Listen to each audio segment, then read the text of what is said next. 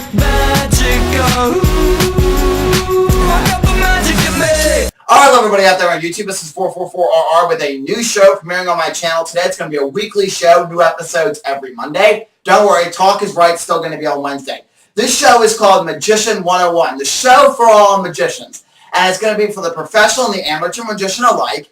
And it's going to be tips on magic overall, like how to improve your magic, how to make it better, how to pitch for tips when you're on the street, how to draw a bigger crowd when you're on the street, talking about crowd control, talking about how to get more business, talking about how to start in magic, talking about how to perform restaurants and birthday parties, and all of this great stuff. So it's Magician 101, the show for all magicians. Today's episode, the very first one, is going to be if you're just starting out in this old ancient art form, what do you need to know before you dive right in? So we're going to talk about that right now. Let's take a look.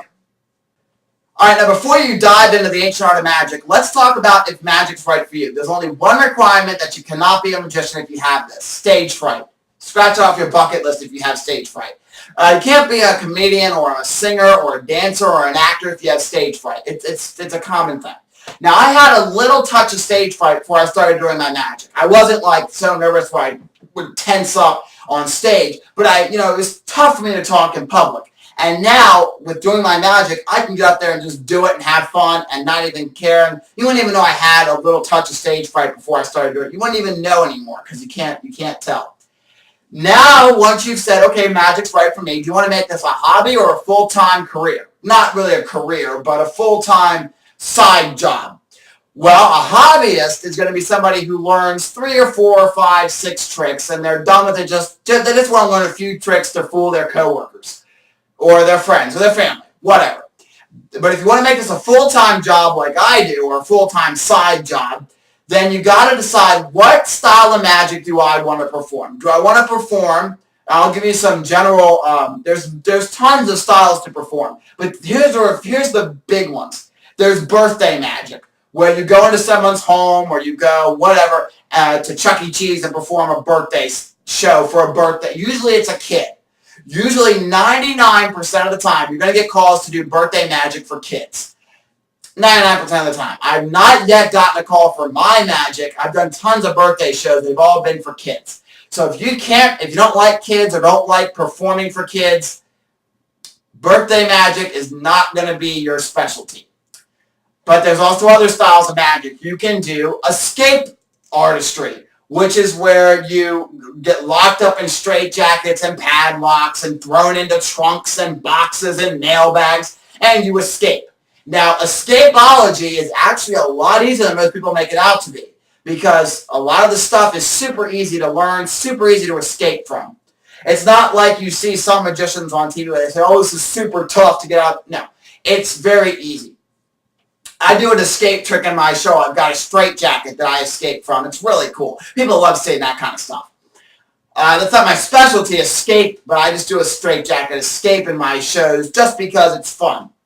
There's also close-up magic, where you perform literally right in someone's face. That's what you do. You perform in someone's face. That is a little nerve-wracking too, because people are right there and they can see the secret if you mess the trick up, because the secret's happening literally right in their face. There's also, there's 2 styles of stage magic. There's regular stage magic, where you do big tricks, kind of like this one, which it's called Run Rabbit Run, or you make card castles appear. Those are like stage tricks. Then you've got the grand stage tricks. If you watch America's Got Talent, the tricks that the magicians do on there, those are your grand stage tricks. And they're going to cost you a lot more money than your normal tricks like the ones on these cabinets back here. They're going to cost you a lot more money. So you want to really think about doing that before you go full force into that, because that's going to cost you a lot of bread if you decide to go that way. There's also mentalism. Mentalism is where you say, oh, draw a picture of something. Oh, wait, I'm getting a vision, it's an airplane. If you want to know more about mentalism, you want to see some mentalism in action, type Eric Dillman into YouTube. He's on America's Got Talent this year. He's a mentalist. He's really good. You can see the kind of stuff mentalism is. There's also street magic, where you do close-up magic on the street. There's also busking, where you go on the street, perform magic, surrounded by people, but you pitch for tips. You say, okay, well, listen, if you like my show, throw $1 into my hat. Throw $1 into my bucket. Whatever.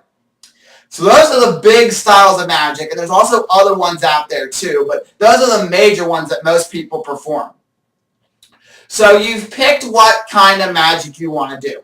My two specialties are birthday parties. I do kids' birthday parties, and I do close-up magic. Actually, I really like doing close-up magic on the street. That's my favorite thing to do. Surrounded by people is a lot of fun. Once you've picked that, you need to then research what kind of tricks you want to have in your show, in your category. So let's say you decided to pick close-up magic. You want to decide, okay, well, let's go do some research. Go to different magic websites. I'm going to talk about a few.